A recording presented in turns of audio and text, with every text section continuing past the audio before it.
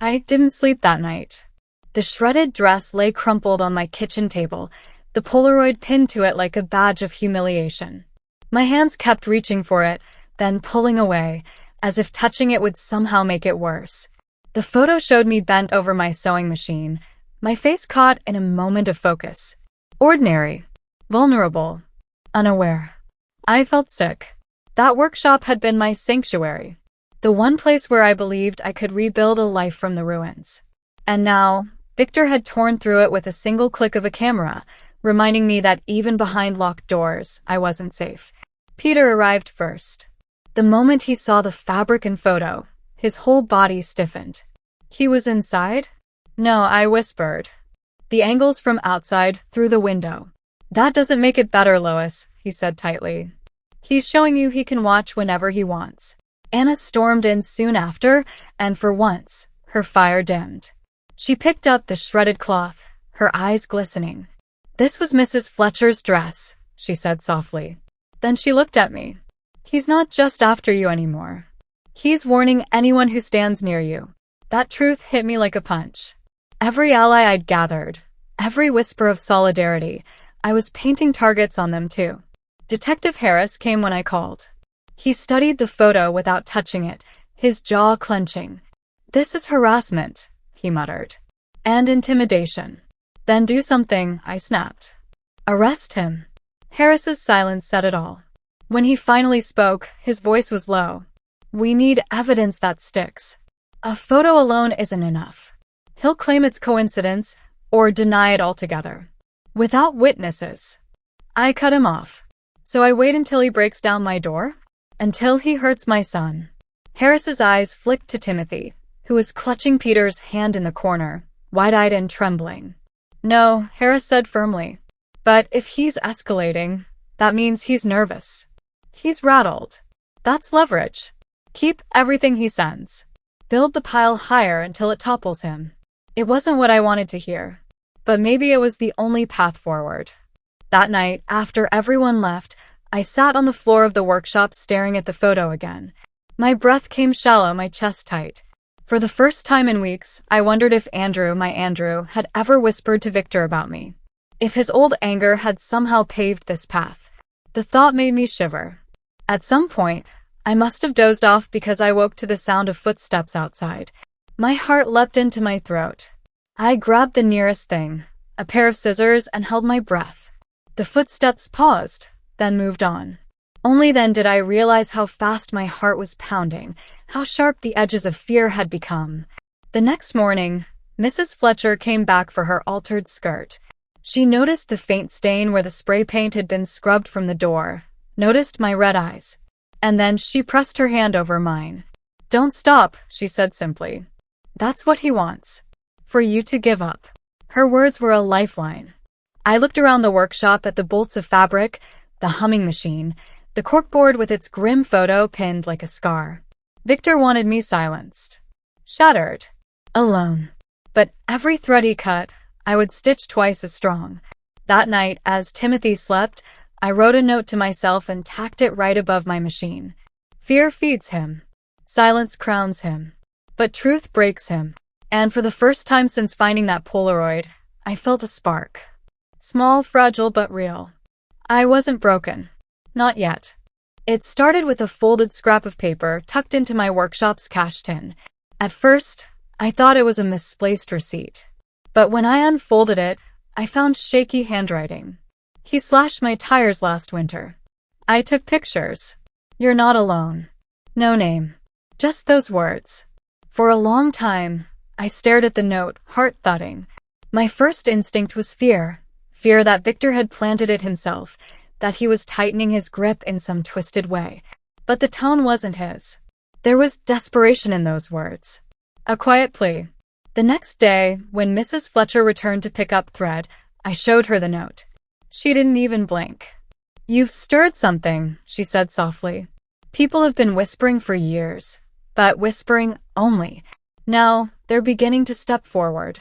She hesitated, then reached into her worn leather purse and pulled out an envelope. Inside were 3 photographs. Her porch light smashed, her mailbox pried open, her car scratched deep down the side. He's done this to me for months, she admitted. I didn't think anyone would believe me.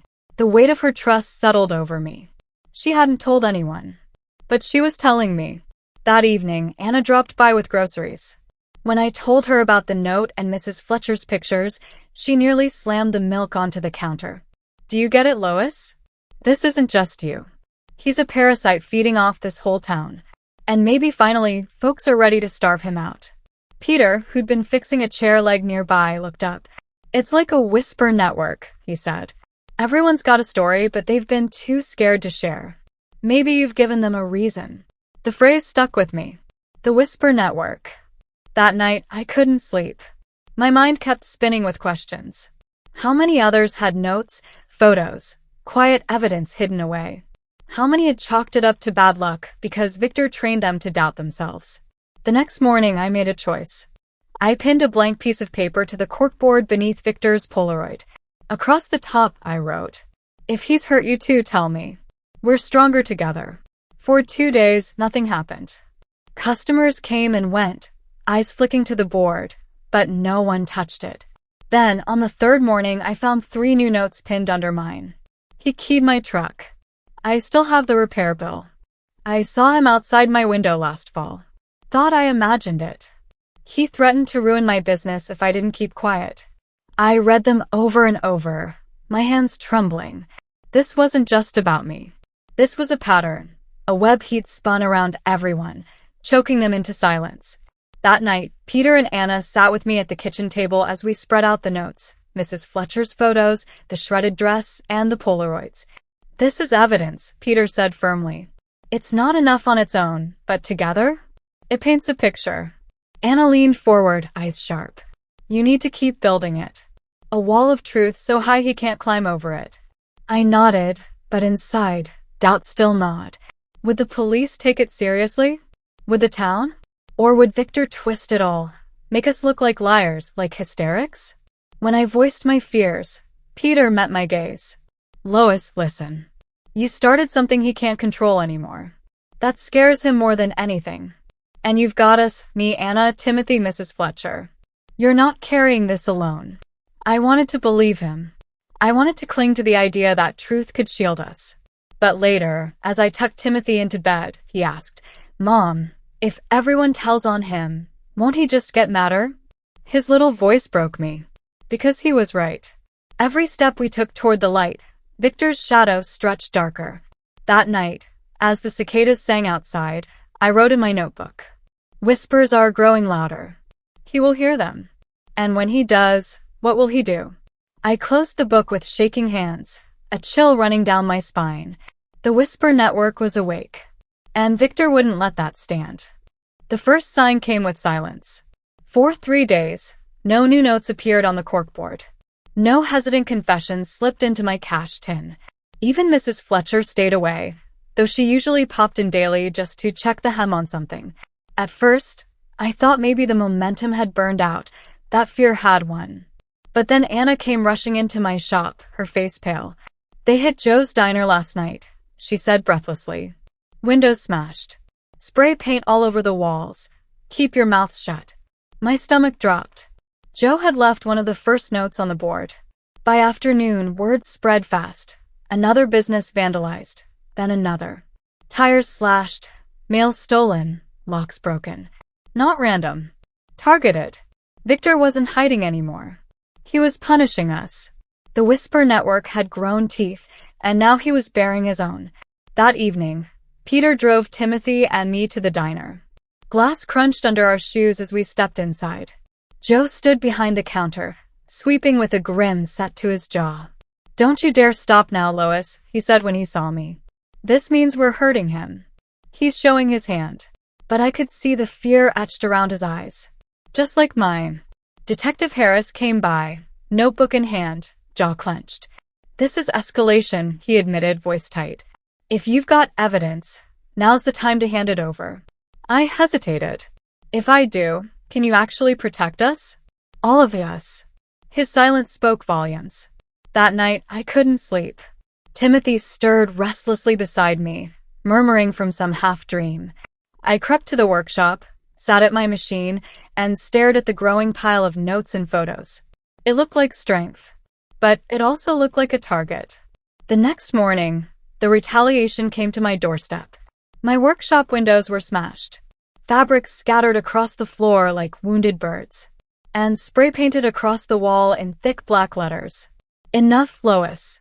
I froze in the doorway, Timothy clinging to my leg, my breath caught in my chest. Anna arrived minutes later, fury rolling off her like heat. "He's scared, Lois. That's why he's doing this. He's slipping." Peter stood beside me, jaw tight, eyes scanning the wreckage. He didn't speak. He just placed a hand on my shoulder. Solid. Steady. But inside, I felt like crumbling. I'd dragged my son, my friends, half this town into a war with a man who had nothing to lose. That night, I gathered everyone in the workshop despite the broken windows. The Whisper Network. Joe, Mrs. Fletcher, Anna, others I barely knew, sat on folding chairs amid the wreckage. Their faces were tired, bruised, but determined. "He's trying to silence us one by one," I said, voice trembling but loud enough to carry. "But he can't silence all of us together. Not if we refuse." Murmurs of agreement rose, shaky but real. "We keep documenting. We don't hide. We show him we're not afraid." Even as I said it, my hands shook. Because I was afraid. Terrified. But maybe courage wasn't the absence of fear. Maybe it was deciding to keep stitching even when the threads frayed. After the meeting, as people drifted out, Peter lingered.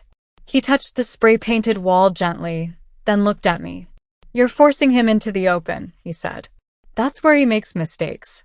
I wanted to believe him. I wanted to think the retaliation meant victory was near. But later that night, as I tucked Timothy in, he whispered, "Mom, what if he comes here when we're sleeping?" I didn't answer. Because the truth was, that possibility now loomed closer than ever. And as the cicadas buzzed outside, I wrote in my notebook, "He's done whispering back. Now he's roaring. And the town will have to decide if it will roar with me." I should have known the smashed windows were just the beginning. Victor never stopped at warnings. 2 nights after the meeting in my broken workshop, I woke to the sound of shattering glass. At first, I thought it was another vandal, another spray-painted threat. But then Timothy's scream tore through the house, sharp and terrified. I bolted upright. My heart pounded so hard I could hardly breathe. By the time I reached his room, the smell of smoke was already in the air. The curtains by his window were on fire. "Mom!" Timothy cried, frozen in his bed as orange flames licked upward. I yanked him into my arms, the heat scorching my skin, and stumbled into the hallway. Peter, who had stayed the night on the couch just in case, was already racing toward us. He grabbed a blanket, smothered the flames, then shouted, "Get outside now." We spilled into the cool night air, coughing, trembling. Neighbors came running. Someone called the fire department. I clutched Timothy so tightly he whimpered, but I couldn't let go. By the time the fire was out, the damage was clear. The window had been smashed from outside. Accelerant poured through. This wasn't vandalism. This was attempted murder. Victor wanted us gone, burned out of town if he couldn't scare us silent. The police took statements, but the officer's voice was flat when he said, "We don't have enough to tie this to him." I stared at him, disbelief choking me. He spray paints my name on my walls. He threatens half the town. And now my son almost burns alive, and you still can't tie it to him? The officer looked away. That night, after everyone left, I sat at the kitchen table, Timothy asleep in Peter's lap, Anna pacing the floor.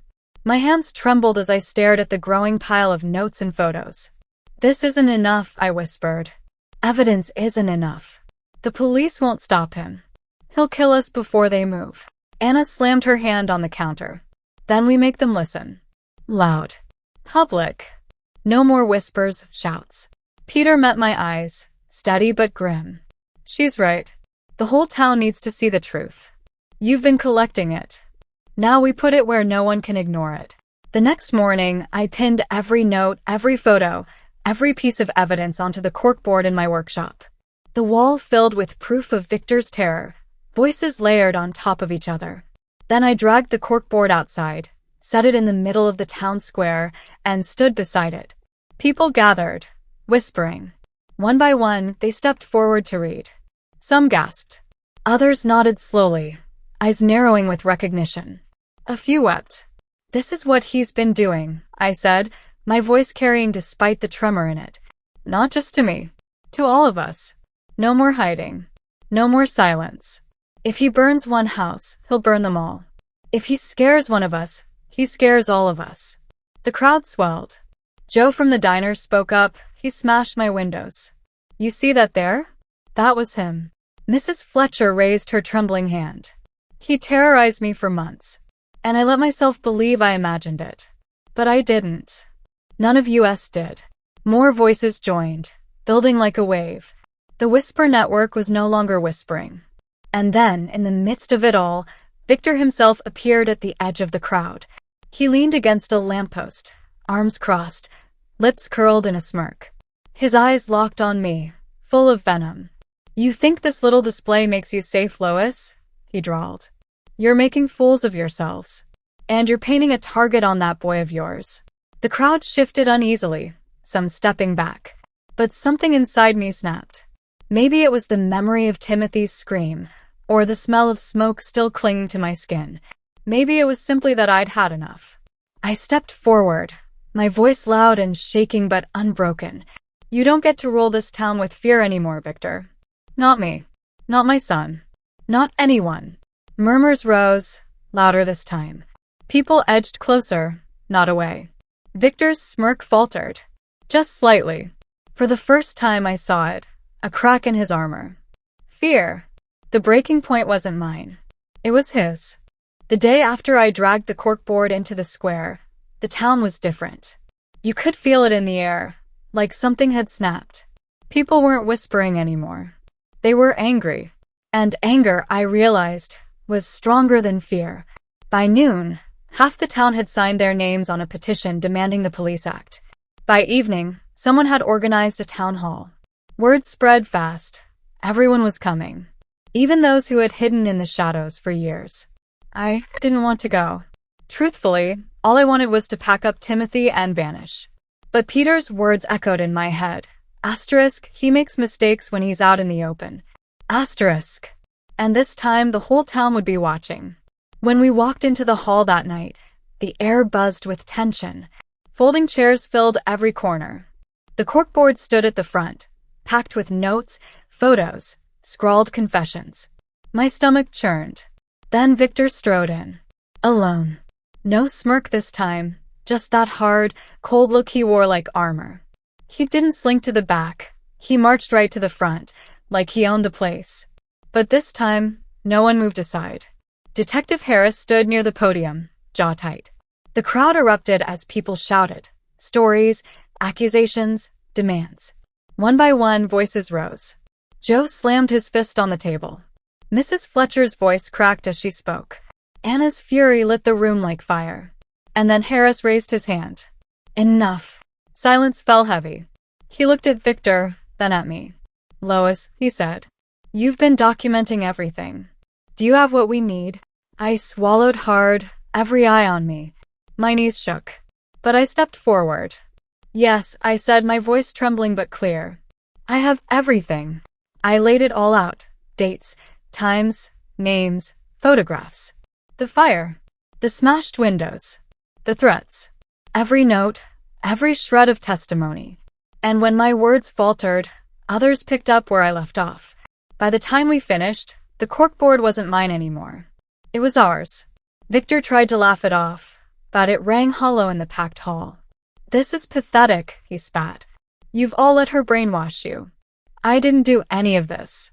But the town wasn't buying it anymore. A man in the back stood up, someone I barely knew. I saw you the night Joe's diner got hit. You were there. A woman near the front added, You cornered me once, Victor. You told me what would happen if I ever spoke. More voices piled on, louder, firmer, undeniable. Victor's face drained of color. He shouted, cursed, threatened, but it was too late. The tide had turned. Detective Harris stepped forward. Victor, he said, voice like steel, you're under arrest. The crowd erupted, some cheering, some weeping, all surging to their feet. I stood frozen, Timothy's hand in mine, as officers cuffed Victor and let him out. For the first time since I'd arrived in this town, I could breathe. Really breathe. Afterward, when the hall emptied, I lingered. The corkboard stood quiet, covered in jagged handwriting and trembling truths. A patchwork of courage stitched together. Peter slipped his arm around me. "It's over," he whispered. I leaned into him, exhaustion washing over me. "Not over," I said softly. "But maybe it's the beginning." The next morning, sunlight poured through the broken windows of my workshop, glinting off the sewing machines. Timothy ran circles around the room, laughter bubbling up like it hadn't in years. And for the first time, I let myself imagine a future that wasn't just survival. A workshop rebuilt. Dresses and suits stitched with hope instead of fear. A town that stood shoulder to shoulder. A life with Peter, solid, kind, patient. Even Andrew, distant now but trying in his own clumsy way to be better, no longer loomed as a shadow in my story. I had walked out one night with nothing but a suitcase and my son. Now, I stood at the threshold of something bigger than survival. Freedom. Family. Love. And I knew this wasn't just my story anymore. It belonged to every voice on that board, every neighbor who had dared to stand up. We were no longer whispers. We were a chorus. And together, we would never be silenced again.